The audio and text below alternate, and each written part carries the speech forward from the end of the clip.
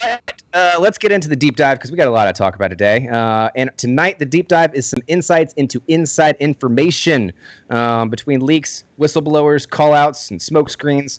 Inside information seems to be everywhere, but inside information everywhere, but inside the confines of where it should be, at least. With the internet well past its infancy, people have started to truly recognize the power of publicity.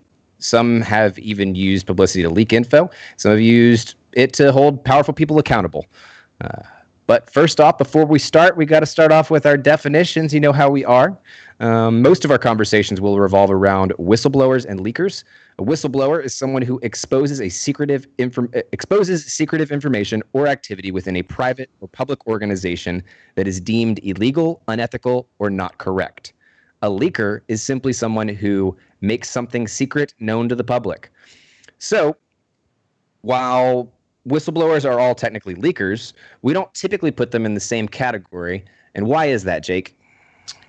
I believe it's more about what the information really is that they're leaking, right? Like, if it's kind of like a, intellectual property or IP, as some people like to call it, then to me, that's more of like a leak. Whereas if it's like a director was super racist and, like people, calls for like a chaotic kind of like environment, that's a whistleblower, right?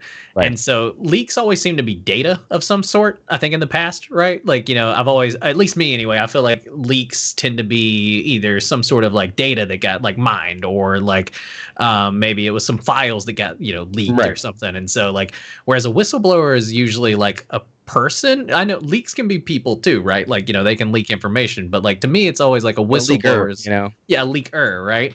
And so, like, one of the examples that I first thought of whenever we started talking about this was Snowden. Snowden was like a whistleblower who also provided a ton of leaks.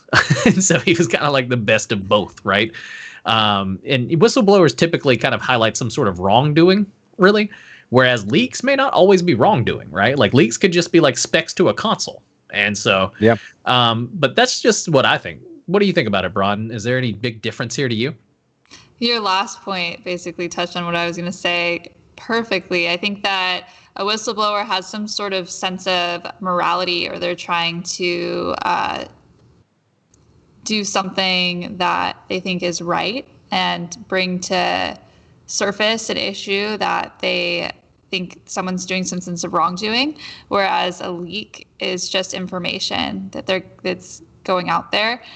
Maybe releasing that information could be morally wrong depending on what you're looking at, but I think that it's just, here's the data, like, do with it what you will. Whistleblowers like, this is wrong because of this, and I'm exposing it for this reason. So there's just more of that sense of a moral compass when it comes to whistleblowing.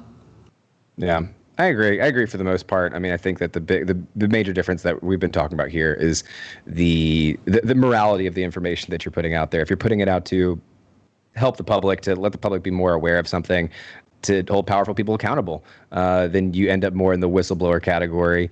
But by definition, you are still technically leaking information. So I think that that's how it categorizes it.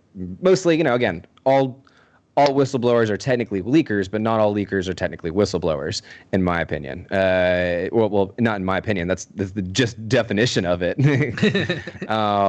straight up. So, but there have been a lot of major leaks recently. We've covered a lot of them on here.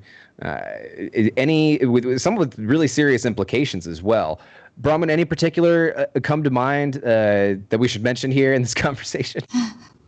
Well, I mean, we mentioned two of them earlier today, the Nintendo and Call of Duty information. Yeah. I think that's just a simple leak. As we said, it's just trying to, I mean, one of them was Nintendo doing it to themselves. It wasn't like anybody getting their information. It was just a little whoops, a slip of the keyboard.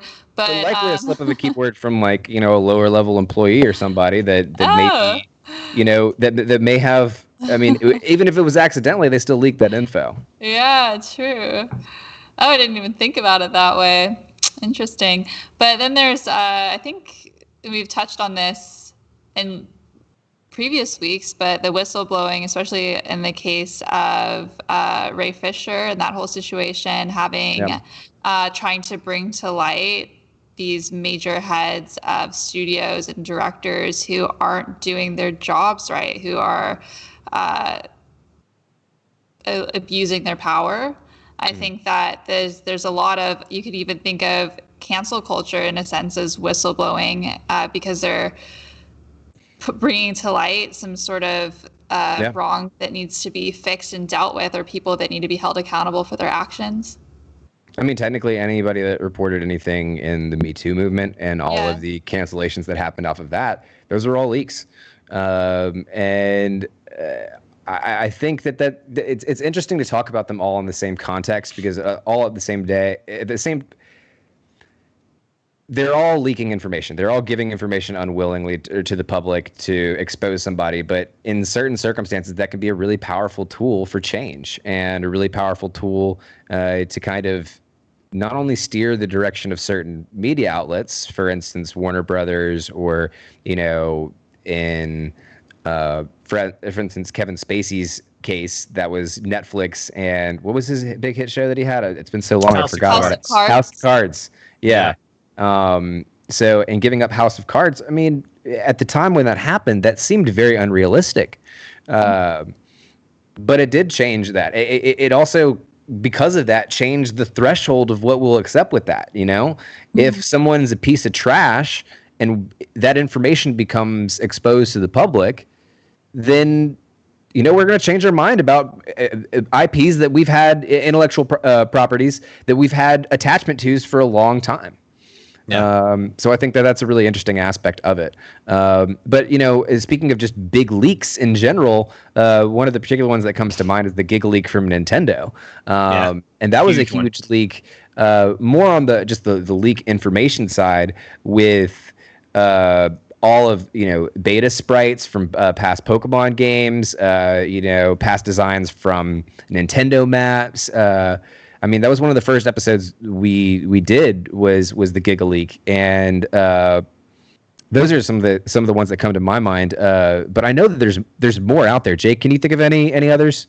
The big one I think of was the one that affected tons of people years ago, and it was more of a hack, but also a big data leak, was the Sony one. Right. Yeah. Obviously, Sony lost, or had like tons of people's account information that was put into the ether out there, right, into the internet. A lot of emails, a lot of passwords, especially for some PS Plus users, or the large majority of PS Plus users. The Sony network was down 3 months almost, I want to say. Like, it was one of those things where that hack was so huge. PlayStation Network was down for multiple weeks while they tried to fix that. And then when they came back, they gave us free games and a bunch of other stuff, to make up for it. But the damage had kind of been done not only to the gaming community, but also movies. Adam Sandler had a couple of there was a bunch of emails around him that was leaking, and how terrible his movies were and how they had been bombing, and Sony was trying to get out of their contract, and so these data leaks like this, even when they're a hack, it's still a leak, in my opinion, right?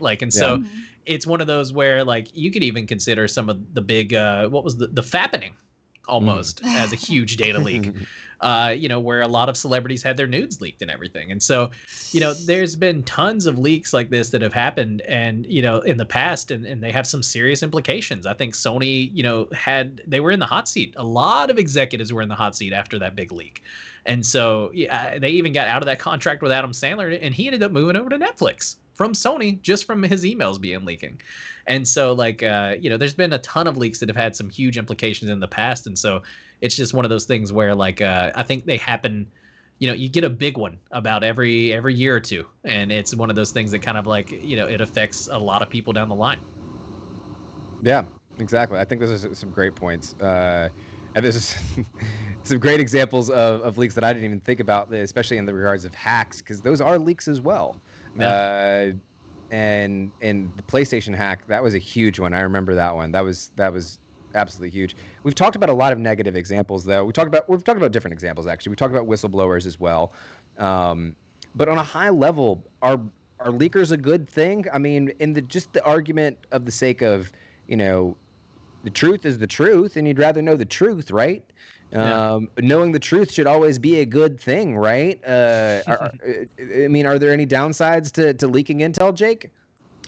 I mean, in my opinion, yeah, there are a few. Like we had just said, it could ruin a franchise. It could tank a company. These leaks could be IP. They could be, like intellectual property that gets out there, and then like people.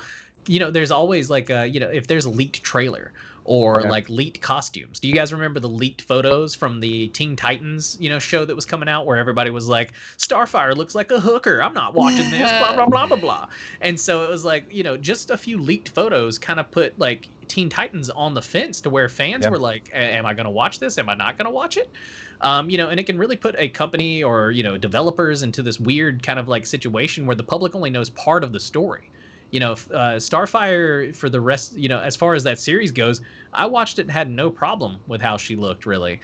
And so it was one of those where like the fans jumped on it very early and were like, Beast Boy looks like shit. I'm not watching this, and like, but at the end of the day, like for what it was, Beast Boy looked fine, like for the rest of the show, they fit the aesthetic.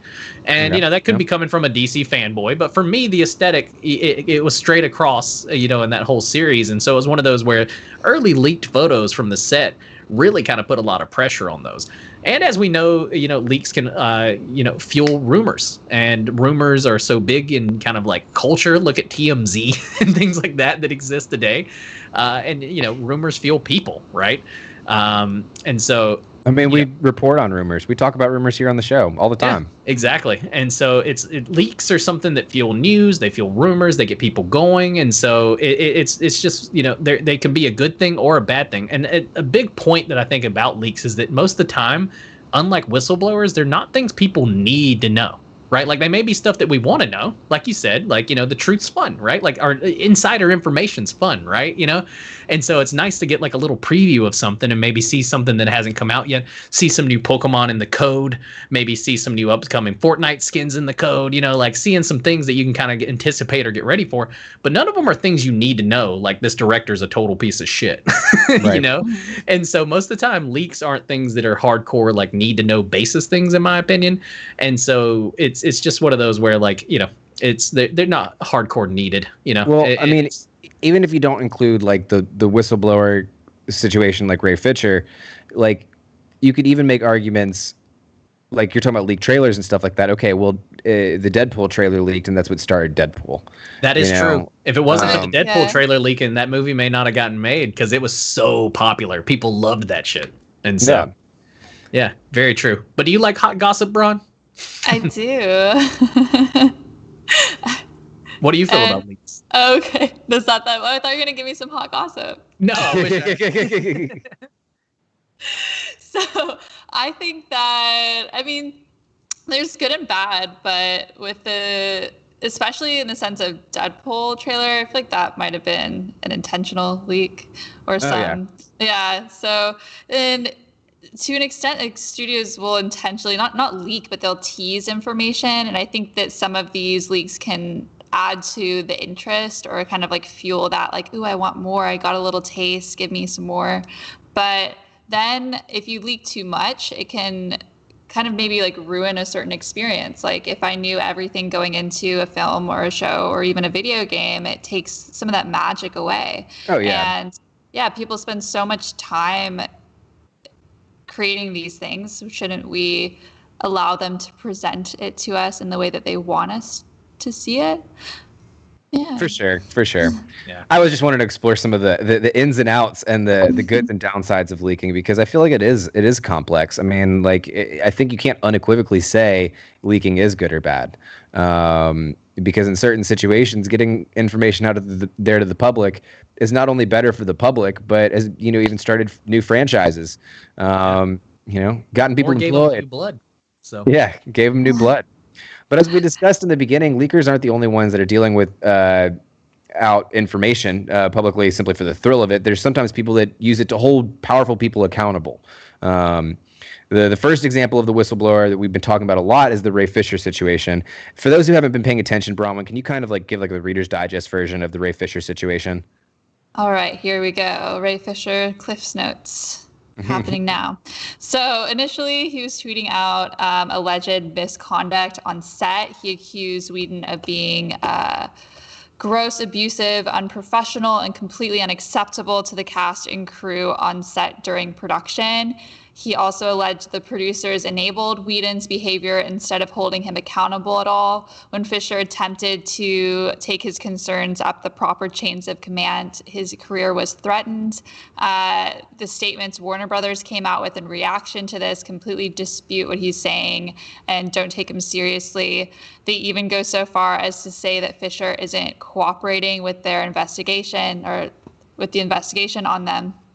To which he immediately tweeted out proof of his involvement in the screenshots of emails back and forth. As it stands right now, it's very much his word against theirs. And in light of everything coming out on a week-by-week basis, there have been a lot of these new announcements that can almost be seen as distractions on my end. What do you feel about it, Todd? Yeah, I think that a couple that he pointed out was like, for instance, the Ben Affleck and starring in the Flashpoint series alongside some of the other Batmans. The other one's blanking me for right now. Who's the guy that played Vulture in not Val Kilmer? No.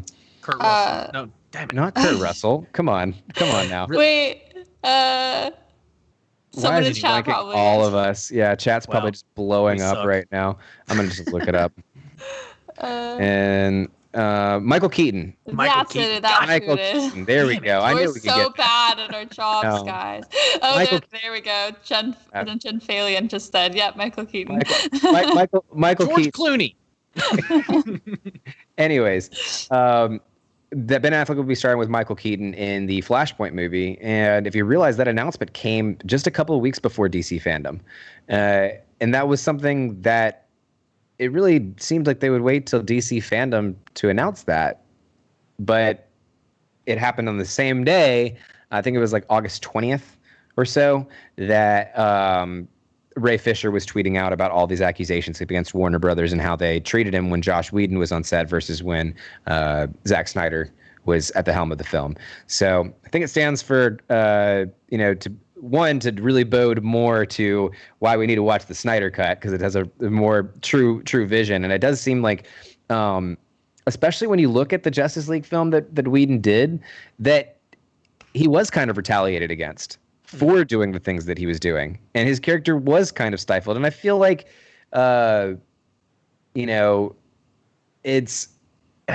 it's beyond disgusting to do that to a character in a franchise like Cyborg, but it's just terrible to do that to another fucking human being in general. So I think that they deserve all the flack that they're getting for it, and I think that they really need to start course correcting and addressing the toxicity within their own company, and hold themselves accountable. I mean, I don't know what else to say. Jake, do you got any thoughts on this?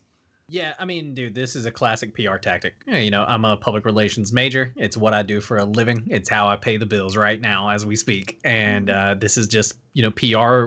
One of the 101 tactics is to put out any release that you can that's like something that's not necessarily the most important releases, right? But stuff that'll get people talking, that is a diversion from what's really going on, right? And, you see this all the time. You see it happen anytime there's like, it'll be... You see it happen a lot in politics where like somebody like, one of the big guys like Trump will say something crazy, and then you'll find out the next day, like while they're talking about him tweeting something, that, oh no, he actually signed a bill that's way more dangerous than whatever the fuck he was tweeting about, and so it's the whole classic look at one hand, but don't mind this one, and so that's what Warner Brothers is trying to do here. It's pretty obvious from anybody that kind of has a background in this kind of communications, especially within PR and suppression. It's a classic suppression tactic, and they're going to keep doing it too to try to keep Fisher out of the news. And so, it's up to people to kind of continue to talk about it, push back on it. And like you said, hopefully the Snyder Cut will give Cyborg the screen time and the respect that character deserves.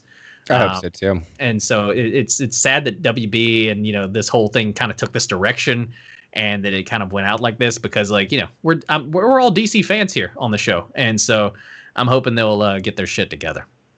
For real. For sure. He has received a lot of support from his fans, despite Warner Brothers attempting to kind of rearrange their press releases to drown him out. Yet, conversely, other leakers have been fined millions of dollars and lost their career over leaks, like the kind that Ray Fisher's doing. Jake, why is one deserving of praise while the other is to be condemned? Well, you can't copyright hostile work environments and racism. So leaks are always going to be something that employees can be sued over, where whistleblowing, unless you sign some sort of NDAs, which are non-disclosure agreements for all those that don't work within corporate, unless you've signed some sort of NDA where you can't really talk about the situation at hand, which a lot of people do. That's why, a lot of times you don't hear about things. Sometimes whenever, and, it's the classic adage of like, why didn't they come forward sooner? Or why didn't somebody say something? And sometimes it's because they're in some pretty heavy contracts where they could get sued millions of dollars and essentially like lose their livelihood and everything they've worked for just for pushing an issue, right?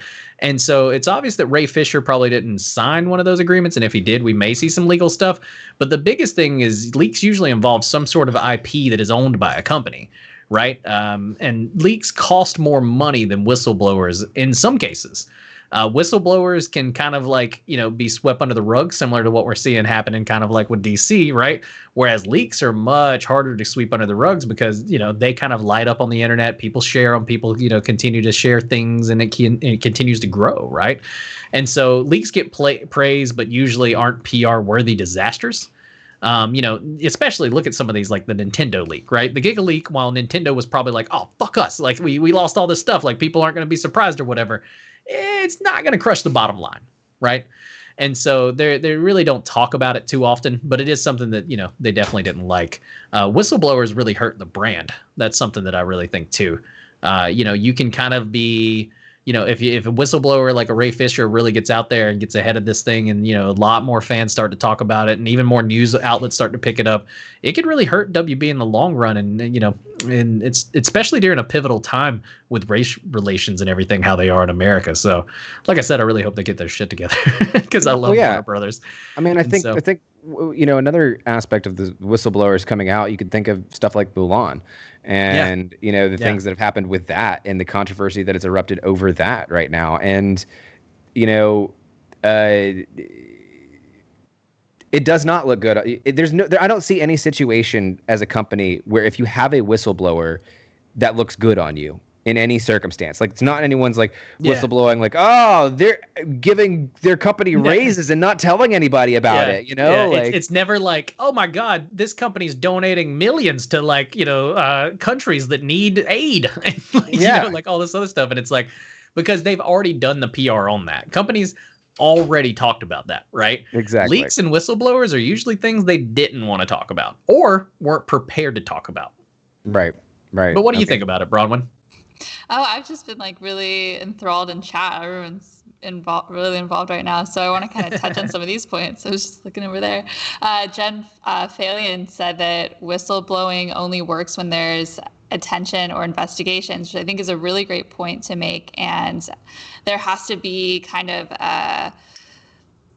you can't just say, oh, this is happening. You have to really get into it, which I think is why it's great in the case of Ray Fisher. Like he's tweeting things out. He's been really on his social media about it, showing, oh, you're not cooperating with investigation. He's like, actually, I am.